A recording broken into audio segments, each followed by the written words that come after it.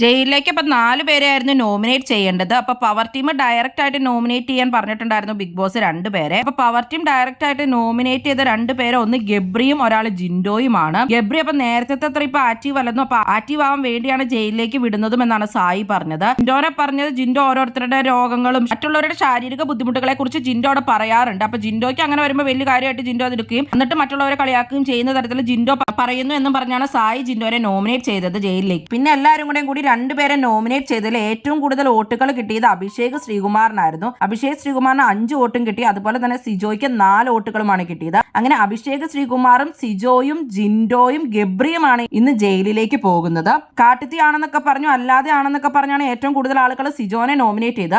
അഭിഷേക് ശ്രീകുമാർ ഗെയിമിൽ ഒട്ടും തന്നെ ആക്റ്റീവ് അല്ല എന്നാണ് എല്ലാവരും പറഞ്ഞത്. വന്നപ്പോൾ ഒരു ഫയർ ഉണ്ടായിരുന്നു. കുറച്ച് പേര് അപ്സരയും അർജുനെയും റസ്മിനെയും നോറയെയും അൻസിബേനെയും ഒക്കെ പറയുകയുണ്ടായി. പക്ഷെ അഭിഷേക് ശ്രീകുമാറിനും അതുപോലെ തന്നെ സിജോയ്ക്കുമായിരുന്നു ഏറ്റവും കൂടുതൽ വോട്ടുകൾ കിട്ടിയത്. അങ്ങനെ ഗബ്രിയും ജിൻഡോയും സിജോയും അഭിഷേക് ശ്രീകുമാറുമാണ് ഇന്ന് ജയിലിലേക്ക് പോകുന്നത്. ഇന്ന് ജയിലപ്പ് അടിപൊളിയാകുമെന്നാണ് കണ്ടസ്റ്റൻസ് എല്ലാവരും പറയുന്നത്. അപ്പൊ ഇവർ 4 പേരും ആണല്ലോ. അപ്പൊ എങ്ങനെ ഉണ്ടാവും നമുക്ക് കാണാം. എന്തായാലും കൂടുതൽ ബിഗ് ബോസ് വീഡിയോകൾക്കും ബിഗ് ബോസിന്റെ ലേറ്റസ്റ്റ് ലൈവ് അപ്ഡേറ്റ്സിനുമായിട്ട് ഈ ചാനൽ സബ്സ്ക്രൈബ് ചെയ്യണേ, സപ്പോർട്ട് ചെയ്യണേ. അടുത്തൊരു വീഡിയോ ഉടനെ കാണാം.